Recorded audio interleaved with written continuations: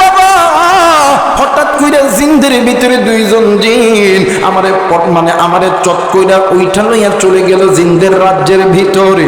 ও বাবা, আমি যাইয়া দেখি ওই জায়গার ভিতরে হাজার হাজার জিন কাতারবদ্ধ হয়ে দাঁড়ায় আছে। জিনদের ভিতরে একজন হাকিম আমারে ডাক দিয়ে কই, হুজুর, জিনদের রাজ্যে আপনাকে আসার জন্য আহলান সাহলান মারহাবান তয়্যিবান। ডাক দিয়ে কই, বাবা গো, তোমরা আমারে কেন এই জায়গায় এনেছো বলো না?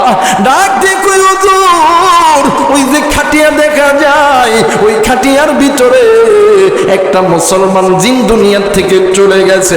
ও হুজুর, এই যে জিনটা মারা গেছে, এই যে জিনটা মারা গেছে, এই জিনের বাবার 10টি এই জিনের বাবা এর হইতেছে 10 থেকে 15টা সন্তান। এই 15টা সন্তান হইল আপনার দর্শের ছাত্র। তে বাবার অনেক বাবার অনেক ইচ্ছা যে আপনি একজন বড় আলেম আল্লাহর ওলি, আপনার হাতে সন্তানের জানাজা করবে। হুজুর ডাক দিয়ে কইতে, তাড়াতাড়ি কইরেন না, আমার পৃথিবীতে ফেরত যাইতে হবে। তোমরা জলদি করে কাতারবদ্ধ হয়ে তোমরা দাঁড়ায়া দাও। মুসলমান এইবার হুজুর যখন 1 পা 2 পা করে সামনের দিকে যখন যাবে, আর একজন হাকিম এসে ডাক দিয়ে কই, হুজুর গো, আপনার কাছে একটা মাসালা জিজ্ঞাসা করতে চাই, বলেন তো দেখি। হুজুর ডাক দিয়ে কই, কি মাসালা জিজ্ঞাসা করবেন বলেন না? ডাক দিয়ে কই, হুজুর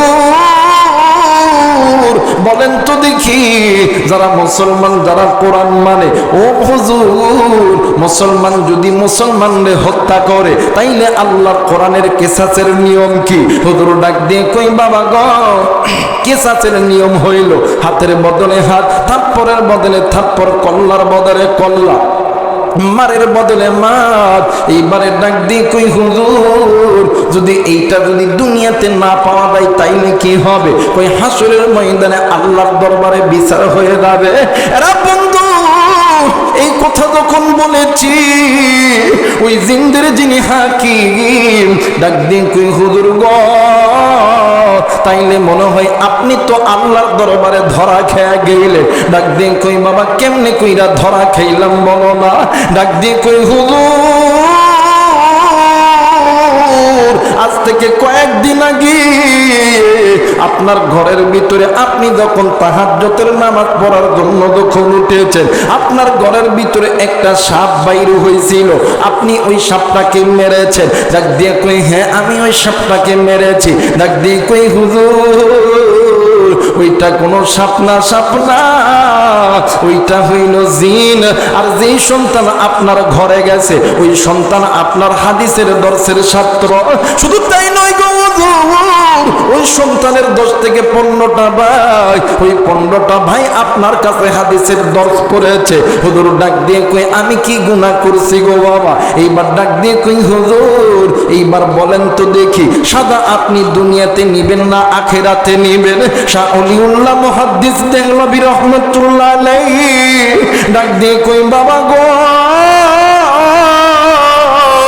হাসরের ময়দানে আল্লাহর আদালতে বিচার হলে ওই বান্দা বান্দি জাহান্নামী। আমি যেহেতু দুনিয়ায় পাপ করছি, দুনিয়ায় আমি আমার পাপের ফলটা ভোগ করব, আমি আখিরাতে আমার পাপের ফল লইতে চাই না।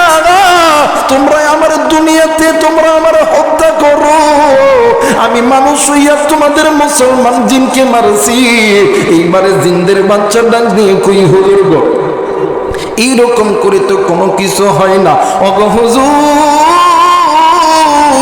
আপনি আমার জিনদের মহলের মধ্যে আসেন। এইবার কয়েক 10 থেকে 20টা দিন একতাবদ্ধ হইয়া এক জায়গায় দাঁড়াইছে।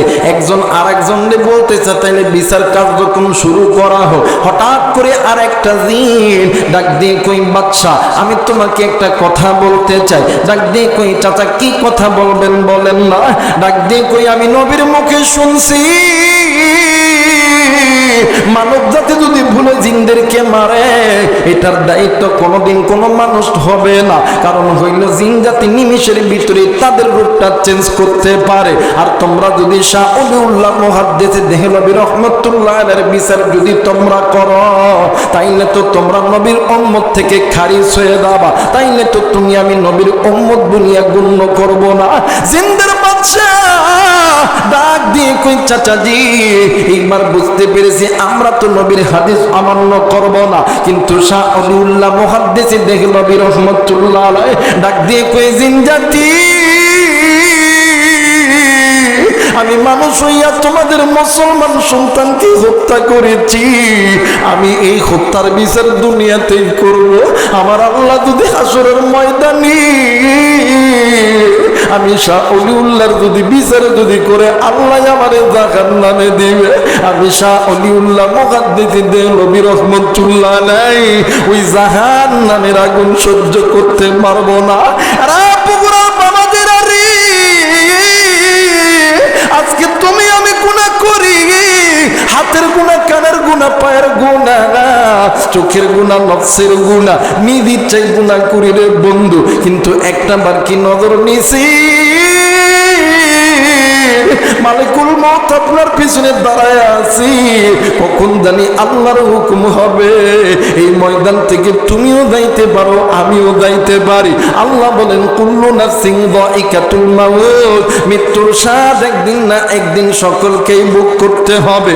এই দুনিয়া ছেড়ে যাওয়ার আগে নিজের চিন্তা নিজে করো, গুনাহ থেকে বাঁচো, কারণ এই দুনিয়ার জমিনে কত মানুষ ছিল না, আপনার আমার বন্ধু ছিল নাই, বান্ধবী ছিল নাই, এই দুনিয়ার জমিনে দাদা ছিল নাই, দাদি ছিল নাই, নানা ছিল নাই, নানি ছিল নাই।